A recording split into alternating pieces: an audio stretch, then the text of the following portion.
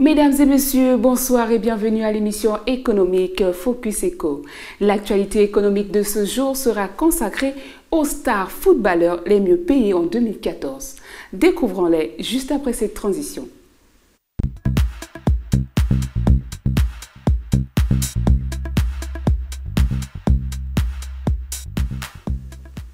Alors que certains attendent un nouveau contrat, France Football a révélé le classement des plus gros salaires. Si elles sont encore loin des stars du sport américain comme Tiger Woods et ses 53 millions d'euros, les stars du ballon rond affichent un beau pactole tous les ans. Premier entre 2010 et 2012, Lionel Messi succède David Beckham cette année avec 41 millions d'euros. S'il n'a pas encore plus gros salaire du FC Barcelone, cela ne devrait pas tarder. Les 26 millions d'euros de contrats publicitaires aident Messi à grimper à cette première position. À la deuxième place, on retrouve le plus grand rival de la Poule K, à savoir Cristiano Ronaldo et ses 39,5 millions d'euros. Neymar complète le podium avec 10 millions d'euros en moins. La Ligue 1 peut se targuer d'avoir 3 joueurs dans le top 10 avec Zlatan Ibrahimovic, Radamel Falcao et Thiago Silva. Mais où sont les joueurs français? Le premier international à apparaître dans le classement est Franck Ribéry, à la 10e place avec ses 16,5 millions d'euros annuels. Somme cumulée entre son salaire 14 millions, des primes à hauteur de 1 million et 1,5 million d'euros de contrats publicitaires. Le deuxième français se retrouve dans le top 20 et ce n'est pas Karim Benzema mais Blaise Matuidi, le milieu de terrain du Paris Saint-Germain avec 12,9 millions d'euros.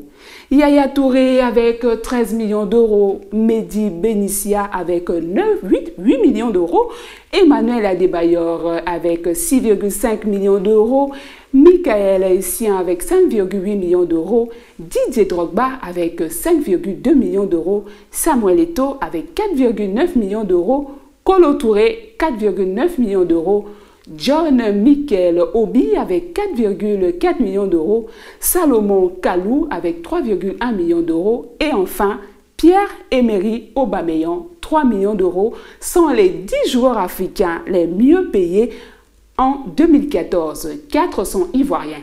On y retrouve également un Marocain, un Togolais, un Ghanéen, un Camerounais, un Nigérian et un Gabonais. Une forte prédominance de footballeurs de l'Afrique de l'Ouest, 7 sur 10. Et ces derniers évoluent pour la plupart dans le championnat anglais. Le mercato d'été ayant pris fin en septembre, nous avons saisi cette occasion pour faire le point sur les plus hauts salaires des joueurs africains. Juste après cette transition pour la définition du terme salaire.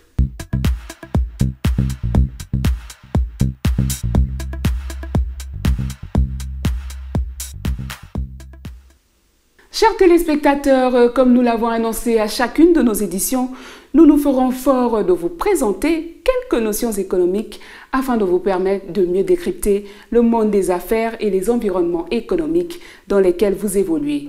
Aujourd'hui, nous allons évoquer avec vous la définition du terme salaire. Le salaire est un revenu qui paye la force de travail.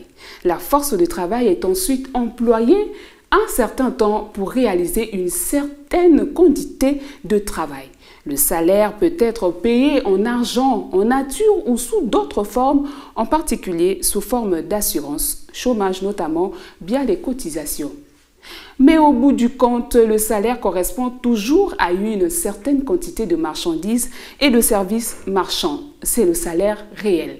Le montant du salaire est négocié entre employé et l'employeur dans le cadre de la loi et d'autres règlements, les conventions collectives par exemple. Le montant du salaire est déterminé par un grand nombre de facteurs individuels et collectifs, économiques et historiques.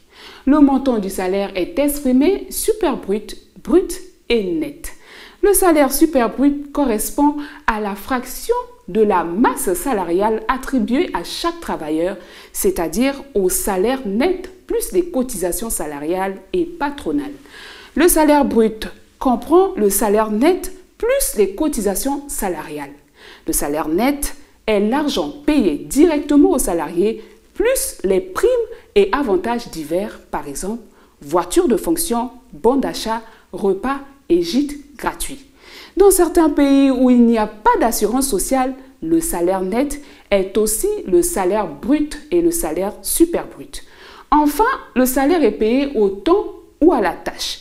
On parle de salaire horaire ou à la journée, par semaine ou par mois dans le premier cas, et de salaire à la pièce ou au poids, au volume dans le second cas. Ces types de paiement dépendent étroitement du secteur économique et de sa mécanisation. Le salaire est payé au temps lorsqu'il dépend surtout du travailleur. Exemple, cueillette manuelle de fruits, etc. Eh bien, mesdames et messieurs, c'est la fin de cette émission. Merci de l'avoir suivi. Au revoir et à très bientôt sur Canal 7 pour votre émission Focus Éco.